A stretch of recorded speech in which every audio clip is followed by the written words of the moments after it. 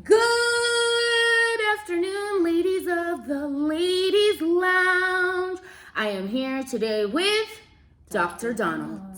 And today we're going to just do a couple of Q&As, right? Because we are getting a lot of questions from people asking about certain things that Dr. Donald has talked about. And so I thought today would be a great time. Let's just do some Q&As. And if you guys have any other questions, definitely put them in the comments, DM us, hit us up on IG, whatever, and we'll definitely get you guys the information that you need, okay? So let's get started. So Dr. Donald, we've done conversations about menopause, periopause, menstruation, and ovulation. So today some of our questions are going to be related to those four subject matters, and then we'll definitely we'll be blessing you good people with more videos about all that really fun stuff, right? SEX. Okay, but more about that later. All right, so Dr. Donald, first and foremost, what doctor is made specifically for women's health? What kind of a doctor would you be going to? So, one, I just wanted to say, yes, I am a doctor. Oh, introduce you. I'm sorry, doctor. Please. My name is Michelle Donald. I am a pediatrician and a preventive medicine doc. I am a doctor, but this is not medical advice. You should always go to your own doctor. This will give you a framework for which to ask questions to your own physician. Thank you, doctor. As a previous advocate, I should have actually done that part. Look, but you know, when you're in a past life and now you're in a new life, you be forgetting about stuff. So thank you, doctor, for our legal notice to the people. And she is actually really right? Like, this is just for you guys to have a safe place to get this information, but for sure, talk to your doctors. So, doctor, yes. What do we talk about? So, the doctor that has specialized in women's health is a gynecologist. So they have specific training on the female reproductive tract. They can do surgery. They can deliver babies if they are an obstetrician. Gosh, why am I struggling with that word? Or a gynecologist. So you would see them as an OBGYN. So that is the specialist for women's reproductive health. However, family medicine docs are very good to do kind of the basic, pap smears, talking to you about STDs, birth control, even family planning. Internal medicine docs are great, but gynecologists are the specialists in female reproductive health. So, doctor, here in Nairobi, Kenya, and I'm assuming probably in the rest of the country as well, what's interesting is that the majority of gynecologists are men. Now, I'm an older, seasoned lady, and I have never been to a man gynecologist. Wow. Never. Personally, I do not understand why a woman would ever go to a man gynecologist to discuss women's parts, being that a man does not have women's parts. I don't know why a woman would go to a man gynecologist to discuss period pain and feelings of fibroids or whatever that is with a man who can never experience anything that one has to deal with that, right? Like, a man will never be able to give birth to a child, but there's so many obstetricians who are men. So in your opinion, and we are now really just talking in terms of real like femininity and ladies' health and all of that, what would be your recommendation to go to a man gynecologist or a female gynecologist? So, I think people need to go with who they are most comfortable with. Men and women both go to medical school to learn and specialize in their craft. So there are really great male gynecologists. There are really great female gynecologists. I know friends who do not want to go to a female gynecologist. Yeah, I know. And there are friends now that I've just learned have never been to a male gynecologist. I personally like to go to a female gynecologist, but I've been to both. And it really is your own personal preference. If you are looking for a great doctor, how I would recommend finding a doctor that works for you is speak to your own doctor. Say you're seeing a pediatrician, or you're seeing a family medicine doctor or internal medicine doctor, and you ask them for a recommendation. Additionally, talk to your friends. See who they like to go to, because nothing is better than getting a referral and saying, this person, really takes care of me well. My doctor, who I love here, she is a young OBGYN. She is excellent. Her name is Dr. Sule, and she is at Alora Medical Center. She also has a Facebook page and an Instagram page where she answers questions. So you can just start following her on IG. I think she's amazing. Her name, Dr. Christina Sule. Okay. So yeah, look her up. I think you actually kind of touched on a really important note, because I have noticed, obviously with having more funds, having more access also allows for you to have more options. Right. So for our ladies who are maybe going to county hospitals, our ladies who are going to like free clinics and going to those public clinics where sometimes from some of the stories I've heard, you'll kind of go in, they talk to you like garbage, they toss you around, they don't really want to answer any questions and all of that. I really think that in this situation, as doctor has told us, is that if, let's say, you don't like the service you're getting or you don't feel comfortable with that, you have the right to get up and leave, and you do have the right to go get a second opinion from somebody else. As the doctor just said, if, let's say, you go to your local clinic, right? Maybe you're in Dagareti and you're going to your local clinic and you don't like, maybe you don't like the way that they're approaching you. Maybe you're feeling super uncomfortable. Maybe you just don't like that person's energy. What I kind of think what's good that what you've just kind of mentioned is that, for instance, your gynecologist that you're saying that you have, she has her own IG page where she asks questions and she can respond to you.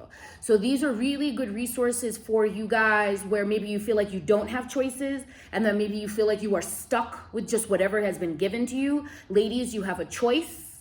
Ladies, please take control of your health, in particular, your reproductive health, because look, if you ain't good, nobody in your family gonna be good, right?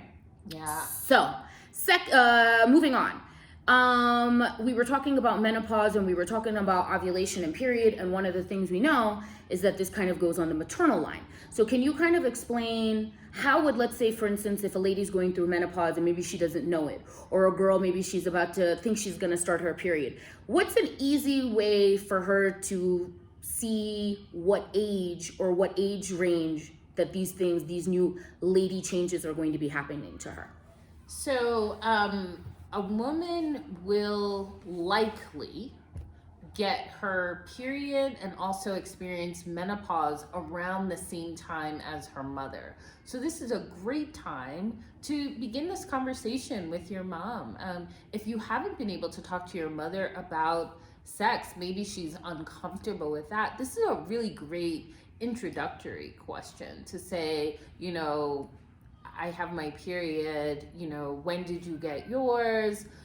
What do you use for your period? Do you take medication? Do you still get your period, mom? And it does not have to be your mother. It could be your aunt. It could be, a close friend's mom that you can talk to about these things. But if you're talking specifically about when are you likely going to get your period and when are you likely going to experience menopause, it goes through the maternal line. So yeah. So even when you were just saying, you had said you can speak to your aunts, you would suggest speaking to your mom's sisters, right? Because we're talking about it being like a maternal line opposed to speaking to your dad's sisters. Absolutely. And your own sisters. So your own sisters, because they also are tied to, generally are tied to the same mothers, but your full blood sisters from your mother, definitely, yeah, talk to them. But, in general, just start having conversations with women. We keep this so quiet. We don't talk about menopause. We don't talk about our periods. It's some sort of secret negative thing, and it's really not. It's actually the most magical part of being a woman, because it is your ability to bring forth life into this world. Without us, there would be nothing else. The species would have failed a very long time ago. The end of the road. So when we were talking about specifically the menopause, you had mentioned that some of the things that a woman can go through is feeling hormonal imbalance, having fatigue, having anxiety, having all of these things. And you had mentioned something about hormone replacement therapy. I have no idea what hormone replacement therapy is, and I'm sure that some of our viewers also have no idea what that is. So can you just explain that? Sure. Hormone replacement therapy is synthetic hormones that you either can take via oral medication, you can take it via creams, there are patches, there are vaginal creams that can help with some of the dryness, but this is really a personal choice that you should definitely talk to your doctor about the risks associated and whether, you know, your symptoms are mild and maybe you can do something else like acupuncture or exercise or stress relief that will help give you some relief. Okay. Vaginal dryness. What is that? So vaginal dryness, if you notice, and you should be looking at your vagina, touching your vagina, noticing the discharge that comes in your underwear. That is completely normal, by the way. It is very normal for you to have discharge during different points in your menstrual cycle. So notice, is your vagina moist? What color? Because you should have a mirror and you should be looking. You should be the first person that notices that something's off with her. Like, what is she doing? You know? So vaginal dryness, as you know, when you are about to have intercourse, your vagina increases in blood flow, it gets a little more puffy, and it gets moist, right? As you get older and your estrogen levels drop, you do not experience that moisture. And not only do you not experience that moisture preparing you for intercourse, you don't experience the moisture throughout the day. So sometimes your vagina is very dry. It can become very painful. It can become painful even to the touch. It can become painful to even wear underwear for some women. So Wow. I didn't know that. Yeah, as Wow. your I didn't know estrogen that. levels Wow. drop. So as your estrogen levels drop, your vagina can become tighter. It can be, and this is where some of the painful sex comes in, because the opening to your vagina actually can shrink down. The elasticity of your vagina, so the ability for your vagina to open and accommodate, you know, different sizes of things, whether it's a baby or something else. Let's talk about it, a penis. Yeah. Let's just call it what it is, a penis. Yeah, it's a penis, it's a finger, it's anything A else, digit, anything, even sure. a tampon. So some women can experience that their vagina becomes a lot tighter, a lot smaller, and a lot drier. So that really is when women tend to seek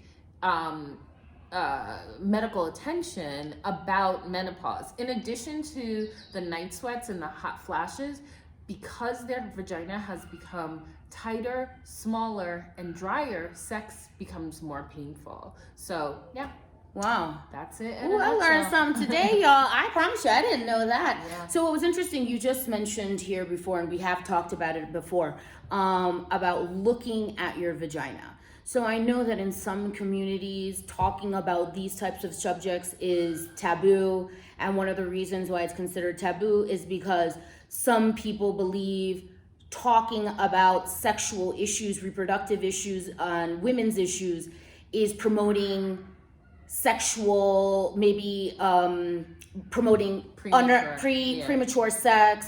It's encouraging young girls to have sex. In your medical opinion, do you think that that's true? Absolutely not. I think becoming more informed about your body, what happens with your body, the best ways to keep yourself healthy If you choose to have sex and you're armed with birth control, you're armed with what is an STD, you are armed with the information to say, no, I'm not ready to have sex. I know what it is, because some girls don't even know that they are actually having sex because nobody has ever even talked to them about what it actually is. You know, they don't know that kissing isn't sex. You know, some women and men believe that they have gotten somebody pregnant because they kissed them, or because, you know, during heavy petting,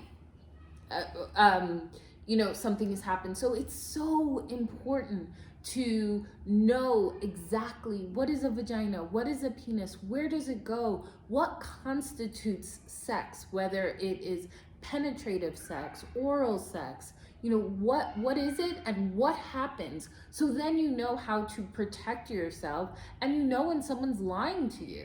Because, you know, if you are being coerced into having sex, or being lied to about the fact that what you are doing is actually sex, if nobody has told you that, you are susceptible to those things. If someone tells you exactly what sex is and, you know, how to protect yourself, that does not mean that, like, oh, now I know, I'm gonna go run out and do it. Because we do know that there are plenty of young women and men having sex that have no idea what happened, you know, or what it is. They just know. And by the way, music is teaching kids about sex, and it's teaching kids about sex, you know, in ways that are, you know, not healthy. You know, some of the terminology, some of the visualization that you see in just plain old music videos. I'm not talking about pornography.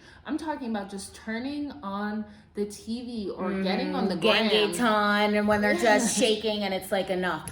You did mention one word, coercion. To be coerced is to be forced. Yeah. To do it against your permission and to do it against your will. Sometimes I think, you know, you get used to using all these big words, and sometimes you forget people don't really know what they are. So coercion just really is a fancy way of saying being forced into something that you do not want to do.